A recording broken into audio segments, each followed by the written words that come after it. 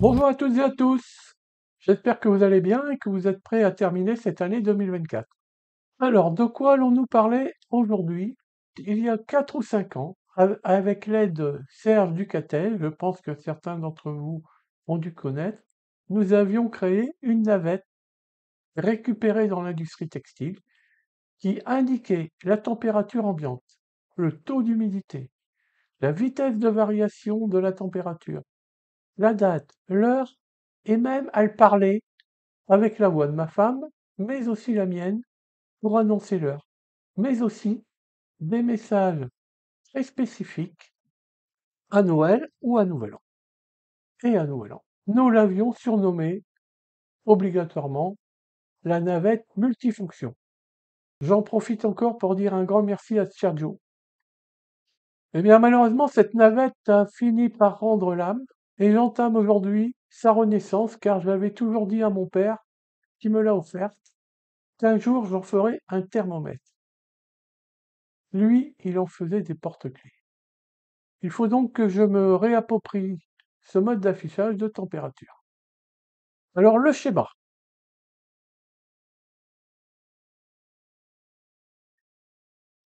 il est sur Easy EDA. Easy EDA. Attendez que je le retrouve. Le voilà. Donc, contrairement à la navette initiale, où j'avais utilisé un capteur de température et d'humidité, j'avais remarqué en fait que l'humidité, c'était pas très intéressant et qu'en plus, ça n'était pas très fiable. Donc, ici, je suis parti sur une idée de simplifier et d'utiliser un simple LM35DZ. Donc, un des éléments principaux constituant ce dispositif, avec le Siduino, ici, le MCU, et le bandeau de D-LED. Le nombre 10 est expérimental ici, hein, c'est juste pour faire l'expérience, hein. Dans la vraie vie, il faudra en mettre plus. Alors le 35DZ, eh ben, en fait, j'aime ce capteur, il est très simple.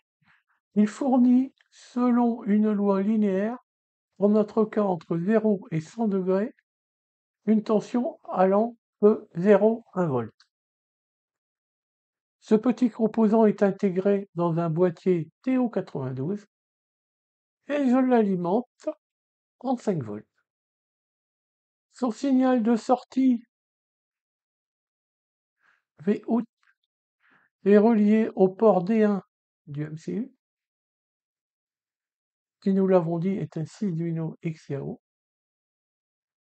Le port D3 vient commander un barreau de D-LED, on l'a vu tout à l'heure, ici, hein, via DIN. Voilà. Donc de D-LED adressable WSV812B pour afficher la température. Ce faible nombre de LED, comme je l'ai dit tout à l'heure, est volontairement petit pour l'expérimentation, qui permet d'afficher une température entre 18 et 27 degrés. Le code.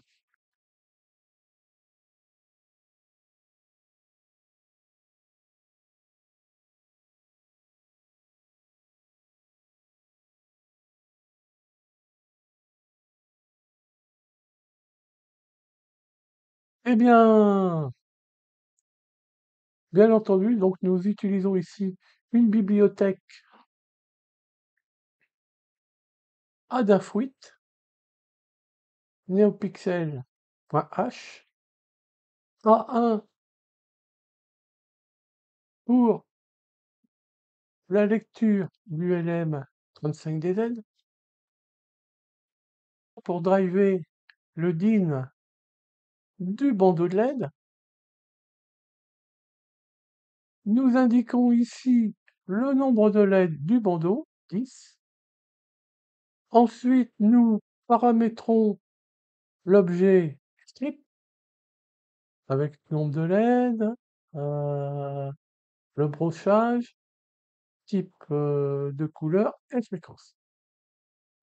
J'ai ajouté un paramètre de correction, hein, j'ai remarqué qu'il y avait un petit écart avec les thermomètres de la maison. Donc j'ai mis ça, je me suis dit, ça peut être utile dans le code, on peut mettre 0. Moi j'ai mis -1 parce que ça avait tendance à indiquer une température un peu plus élevée que les autres thermomètres, donc je voulais une cohérence entre les différents thermomètres. Vaut mieux qu'ils soient tous faux, légèrement bien entendu, plutôt que d'avoir une disparité de valeurs dans la maison. Alors c'est une correction, on va dire, par step. J'ai pas introduit de correction, on va dire, multiplicative, hein. Je pense que c'est pas nécessaire dans la gamme de température où l'on travaille.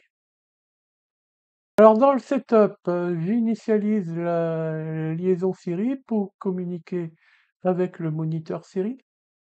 Je paramètre une résolution de 12 bits, puis j'initialise le bandeau et je l'efface totalement au démarrage. Ensuite, j'entre dans la boucle et je commence par effectuer une mesure, voilà, une mesure,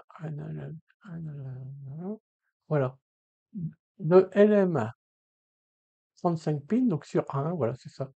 Je vais mesurer la valeur analogique délivrée par le LM35DZ.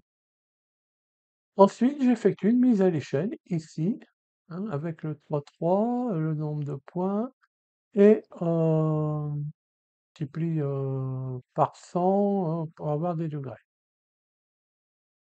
Ensuite, eh bien, je viens faire les manips qui vont bien pour afficher la température sur le moniteur série. Bon, ça sert surtout au débugage, on s'en sert pas ici dans notre exemple. Alors vous pouvez remarquer que je n'ai pas retenu l'idée de moyenner la valeur, car j'avais trouvé que dans l'ancienne navette multifonction, eh bien cette solution me faisait parfois douter du bon fonctionnement tant cette valeur était stable. Ici, chaque LED représente 1 degré, on verra plus tard si je mets des demi-degrés, et j'ai parfois un petit bagotement rassurant et agréable pour l'œil. En fait, l'affichage, on voit qu'il vit, quoi. C'est un peu le but, quand on met des LED, il faut un petit peu les faire bouger. Ensuite, eh bien, je vais appeler la fonction updateLED, comme son nom le laisse supposer, ça a pour rôle d'animer le bandeau. Voilà cette fonction. Alors, on commence par tout effacer. Ensuite, je mappe la température sur la fourchette 18-27 degrés, en phase avec le nombre de LED, tout en m'assurant que je reste bien dans cette fourchette. Ensuite, eh bien, je pilote les LED avec des couleurs différentes selon où je me situe par rapport à l'index. Et j'affiche le résultat. Passons maintenant à la démo sur Breadboard. Eh bien, je reste fidèle à mes petites breadboards à chaque fois que c'est possible. Elles sont peu connues, et très bien car elles sont constituées de colonnes de 6 contacts de part et d'autre de la séparation médiane. Séparation médiane, et de part et d'autre, j'ai 6 contacts. Habituellement, c'est plutôt 5. Alors c'est d'autant plus intéressant que l'on utilise des MCU de grande largeur tels que l'ESP32. Voici sa référence.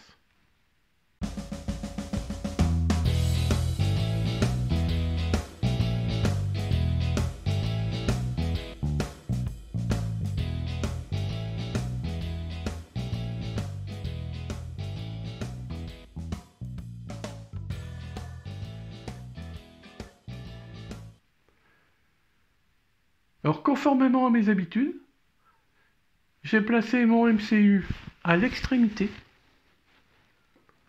ce qui facilite le téléversement.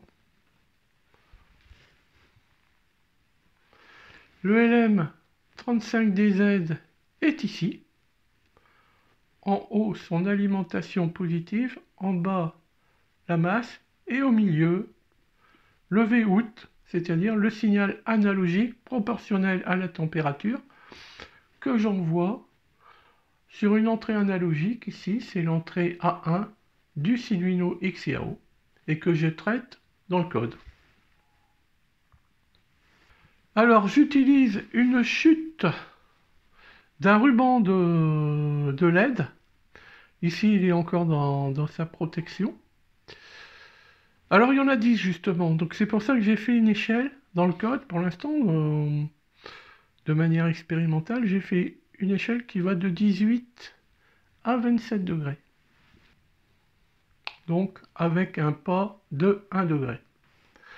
Bien entendu, elle est alimentée ici, le fil bleu sur le ground, le fil rouge sur le plus 5 volts, et le fil vert ici, via ce strap vert, puis, j'espère que vous le voyez bien, ce strap blanc, va sur l'entrée que j'ai appelée D3, puisque c'est du digital, du Arduino XIAO. Alors ici, je me permets d'alimenter le bandeau de LED via le 5 volts fourni par le Arduino, qui lui-même est fourni par le cordon USB de l'ordinateur. Je me permets parce que je sais que pour 10 LED, il n'y a pas de problème. Mais au-delà, il faudra une alimentation dédiée pour le bandeau de LED. Il faut savoir que sur la véritable navette, in fine, eh bien, toutes les LED seront côte à côte sur le PCB, c'est-à-dire une LED fait une largeur de 5 mm, eh bien, j'aurai un pas de 5 mm. Alors, je me permets de vous faire une suggestion. Si vous ne souhaitez pas aller plus loin, vous pouvez malgré tout utiliser le disque Atini 85 de mon sapin de Noël artificiel, voire vidéo DFT A160, en incorporant par-dessus un LM35DZ et commander directement un bandeau mural équipé d'un plus grand nombre de LED. Vous aurez donc un thermomètre mural très simple. Je fournis le code sur mon GitHub via le descriptif de cette vidéo. Très bien, on va quand même brancher le système.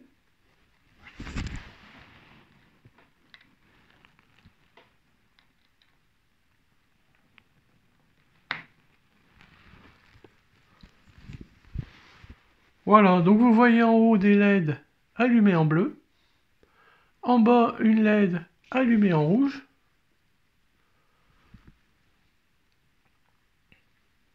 Alors j'ai réduit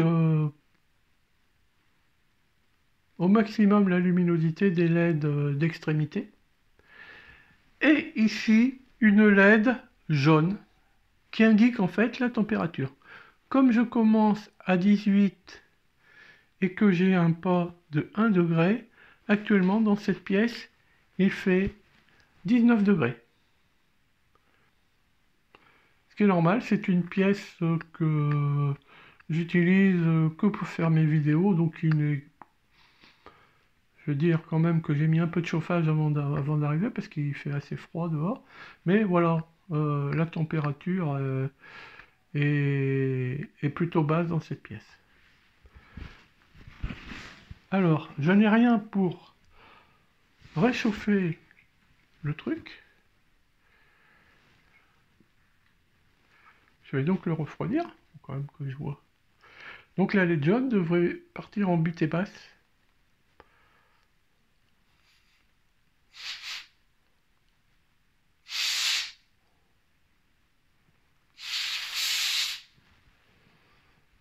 Voilà. Alors c'est la butée du map hein, dans le code. Donc même si j'ai 0 degré, j'aurai toujours cette LED jaune qui reste allumée, en tout cas avec le code actuel. Très bien, bah écoutez, cette vidéo se termine. J'espère qu'elle vous aura intéressé. Si vous le souhaitez, pensez à liker, partager, commenter et à vous abonner, par exemple, en cliquant sur moi-même en fin de vidéo.